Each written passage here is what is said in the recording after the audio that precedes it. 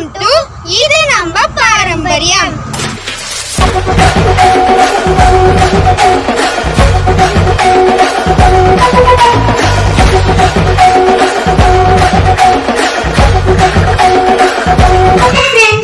இன்னைக்கு எங்க அம்மா சண்டேக்கு இவ்வளோ ஸ்பெஷல் வெரைட்டி செஞ்சிருக்காங்க.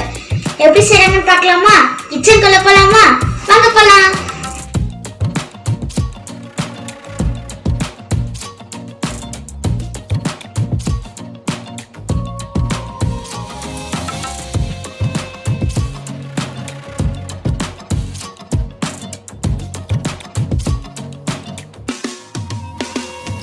வணக்கம் நண்பர்களே, இன்றைக்கி நம்ம சண்டே ஸ்பெஷலாக என்னென்ன செய்ய போகிறோன்னு பார்க்கலாம் வாங்க.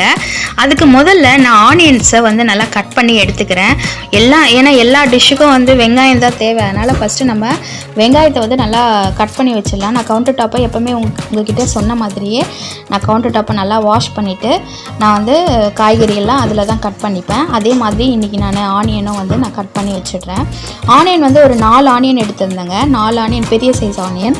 அது எல்லாத்தையும் நான் கட் பண்ணிவிட்டு ஒரு ட்ரேயில் எடுத்து வச்சுட்டேன். இப்போ ஒரு 4 ஆனியனுக்கு ஒரு 3 தக்காளி எடுத்துக்கலாம். எடுத்துகிட்டு அதை வாஷ் பண்ணிவிட்டு 3 தக்காளியை இந்த மாதிரி உங்களுக்கு என்ன சைஸில் வேணுமோ நீங்கள் அது மாதிரி நீங்கள் கட் பண்ணிக்கலாம். எனக்கு இந்த சைஸ் ஓகே தான், அதனால் நான் கட் பண்ணி வச்சாச்சு. இப்போது ஒரு 3 பச்சை மிளகா நல்லா பெரிய பச்சை மிளகாவாக இருந்துச்சு. சரி, அதை ஒரு 3 போதும் அப்படின்னு சொல்லிட்டு ஒரு 3 பச்சை மிளகாவை எடுத்து வாஷ் பண்ணி கட் பண்ணி வச்சுட்டேன் நான். சரி, நம்ம சின்ன வெங்காயமும் சேர்த்துக்கலாம். ஏன்னா சின்ன வெங்காயம் ரொம்ப உடம்புக்கு நல்லதுங்க. நம்ம என்ன சமையல் செஞ்சாலும் என்ன குழம்பு செஞ்சாலும் அதில் சின்ன வெங்காயம் சேர்த்துக்கலாம். ரொம்பவே நல்ல ஒரு விஷயம் அது. கொஞ்சமாக சின்ன வெங்காயம், இஞ்சி எடுத்து வச்சுட்டேன். மிக்ஸி ஜாரில் மிளகு கொஞ்சமாக, சீரகம், சின்ன வெங்காயம், இஞ்சி ஒரு 3 துண்டு இஞ்சியை தட்டி அதில் சேர்த்துக்கிட்டேன். முழு பூண்டை அதையும் தட்டி நான் தோலோடு அதில் சேர்த்துக்கிட்டேன். இப்போ அதை ஃபைன் பேஸ்ட்டை நம்ம அரைச்சி வச்சிடலாம். இது நைட்டு செஞ்ச கல்யாண பிரிஞ்சுங்க. நான் கொஞ்சம் தான் செஞ்சேன், ஆனால் அந்தளவுக்கு யாரும் சாப்பிட்டாங்க. கொஞ்சம் சாதம் மீந்துருச்சு. சரி, அதை வேஸ்ட் பண்ண வேண்டாம் அப்படின்னு சொல்லிட்டு ஒரு இட்லி பாத்திரத்தில் அடியில் தண்ணி வச்சுட்டு வேறு ஒரு பாத்திரத்தில் அப்படியே பிரிஞ்சை நான் சூடு பண்ணிவிட்டு காலையில் லோகிதாவுக்கு கொடுத்தேன். ப்ரெட்டு பிரியாணி, அதாவது கல்யாண பிரிஞ்சு தான், ப்ரெட்டெல்லாம் போட்டு செஞ்சுருந்தேன். சூப்பராக இருந்துச்சான். இப்போ நம்ம அரைச்சி வச்ச பேஸ்ட்டும் ரெடி ஆகிடுச்சு. மிளகு, ஜீரகம், இஞ்சி, பூண்டு, சின்ன வெங்காயம் எல்லாம் ரெடியாக இருக்குது. இந்த சைடு சிக்கன் நான் தனியாக வேக வச்சுருந்தேன் மஞ்சத்தூள் போட்டு. அதுவும் வெந்துட்டுருக்கு. இந்த சைடு சாதமும் வெந்துட்டுருக்கு. காலையில் டிஃபன் தான் அதை நம்ம பிரிஞ்சு செஞ்சுட்டோம் இல்லைங்களா. அதனால் நான் காலையில் டிஃபன் எதுவும் செய்யலை. மீந்து போன பிரிஞ்சே சாப்பிட்டாச்சு. இப்போ நான் மதியம் லஞ்சுக்கு தான் ரெடி பண்ணிகிட்ருக்கிறேன். ஸ்டவ் ஆன் பண்ணிவிட்டு கடாய் வச்சிடலாம். கடாயில் ஆயில் சேர்த்துக்கலாம். கொஞ்சமாக சோம்பு சேர்த்துக்கலாம். இது என்ன டிஷ்ஷு தெரியுமா உங்களுக்கு? இது கறி சோறு செய்கிறதுக்கு தாங்க. ஆனியன் சேர்த்துக்கலாம். கட் பண்ண ஆனியனை, 4 பச்சை மிளகா, கொஞ்சமாக கருவேப்பிலையும் சேர்த்துக்கலாம். எல்லாத்தையும் சேர்த்து நல்லா வதக்கிடலாம். தக்காளி, கட் பண்ணி வச்ச தக்காளியும் சேர்த்துடலாம். நல்லா வதக்கிடலாம். தேவையான அளவு சால்ட்டு சேர்த்துடலாம். 1 ஸ்பூன் மஞ்சள் தூள் சேர்த்துடலாம். சேர்த்துட்டு நல்லா வதக்கி விட்டுடலாம். வதங்கட்டும். ஏன்னா இது கறி சோறு செய்கிறதுக்கு நம்ம குழம்பு மாதிரியே ஃபஸ்ட்டு நம்ம செஞ்சிடணும். அந்த டிஷ்ஷு தான் இது. நம்ம அரைச்சி வச்ச மசாலாவை அதில் சேர்த்துடலாம். இஞ்சி, பூண்டு, மிளகு, சீரகம், சின்ன வெங்காயம் அதெல்லாமே அதில் சேர்த்துட்டு நல்லா மிக்ஸ் பண்ணி விட்டுடலாம். இப்போது அந்த மிக்ஸி ஜாரில் கொஞ்சம் நான் மிக்சிங் வாட்டர், எப்போவுமே மிக்சிங் வாட்டர் சேர்த்து நான் அதில் சேர்த்துப்பேன். ஏன்னா வெறும் தக்காளி, வெங்காயம், இஞ்சி, பூண்டு அது மாதிரி நம்ம வதக்கணும்னா அப்படியே அடி பிடிச்சிரும். அதனால் கொஞ்சம் தண்ணி நம்ம மிக்ஸி ஜாரில் சேர்த்து அந்த கலவையை ஆட் பண்ணிடலாம். அது மட்டும் நல்லா கொதித்து நல்லா திக்காக வரட்டும். பச்சை வாசனையும் போகிடும். அதனால் அது கொஞ்சம் ஈஸியாக இருக்கும் நம்மளுக்கு. சாதமும் இது பொங்கி வருது, வெந்துட்டுருக்குது சாதம். இப்போ நம்ம தண்ணி எல்லாம் ட்ரை ஆகிடுச்சு. ட்ரை ஆகி இந்த மாதிரி திக்காக வந்துடுச்சு. பச்சை வாசனை போயிடுச்சு. நான் வாஷ் பண்ணி வச்ச சிக்கனை அதில் சேர்த்துட்டு அதையும் சேர்த்து நல்லா ஒரு கலரிடலாம். எதுவுமே நம்ம நல்லா மிக்ஸ் பண்ணோங்க. அப்போ தான் அந்த சாறு அதில் அந்த சிக்கனில் இறங்கும். அப்புறம் ஒரு கையளவுக்கு புதினாவை கட் பண்ணி சேர்த்துக்கலாம். ரொம்பவே சூப்பராக இருக்கும். புதினா ஆட் பண்ண உடனே ஒரு நல்ல ஒரு மனம், ஃப்ளேவர் நல்லா இருக்குது அந்த சிக்கன் கூட புதினா சேர்த்ததில். 2 ஸ்பூன் குழம்பு மிளகாய்த்தூள், 1 ஸ்பூன் சிகப்பு மிளகாய்த்தூள், 1 ஸ்பூன் தனியாத்தூள் சேர்த்துக்கலாம்.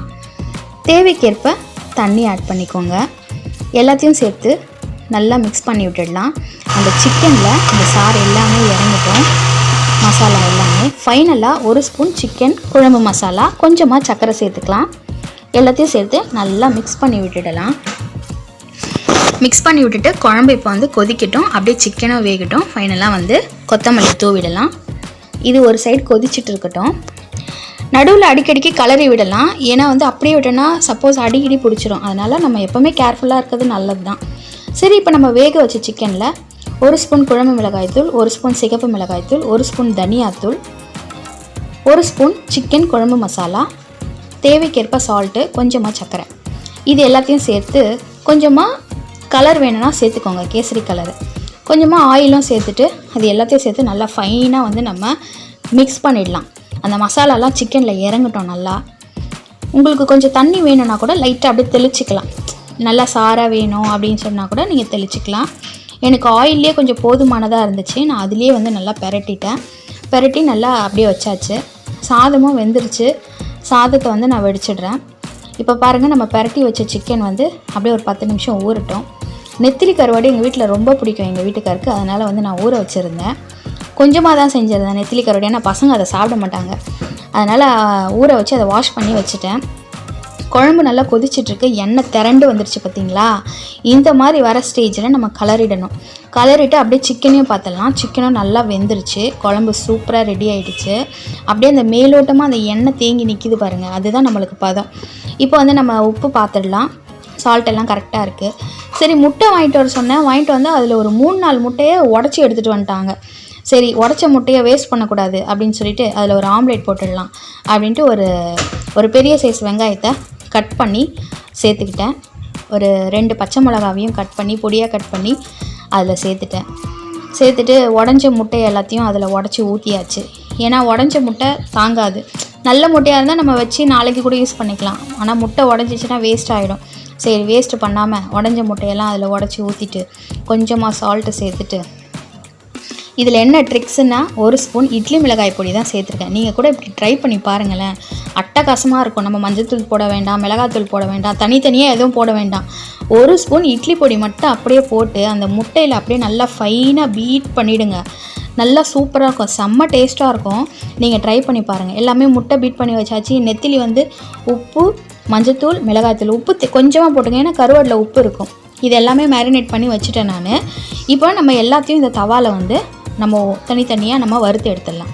ஃபஸ்ட்டு ஆயில் ஆட் பண்ணிவிட்டு ஸ்டவ் ஆன் பண்ணிவிட்டு தவாவில் ஆயில் ஆட் பண்ணிவிட்டு ஆயில் நல்லா சூடான பிறகு நம்ம முட்டையை வந்து அதில் ஊற்றிடலாம். ஆம்லேட் போடுறதுக்காக நம்ம முட்டையை வந்து அதில் ஊற்றிட்டு நல்லா நம்ம தடவி விட்டுடலாம்.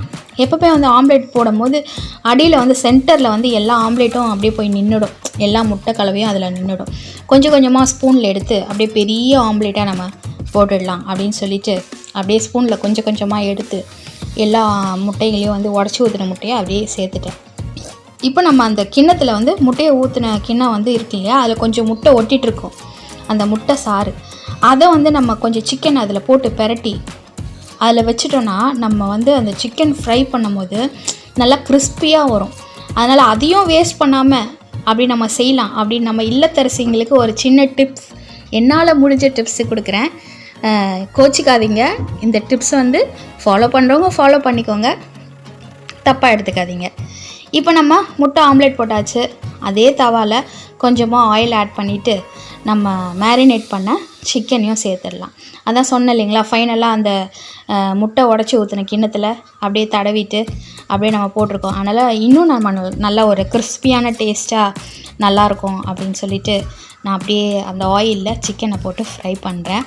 நல்லா டீப் ஃப்ரை பண்ணிக்கோங்க, அதுக்குன்னு தீய வச்சிடாதீங்க. நல்லா டீப் ஃப்ரை பண்ணிவிட்டு 2 சைடும் சிக்கனை நல்லா வறுத்து எடுத்துருங்க. ரொம்பவே சூப்பராக இருக்கும்.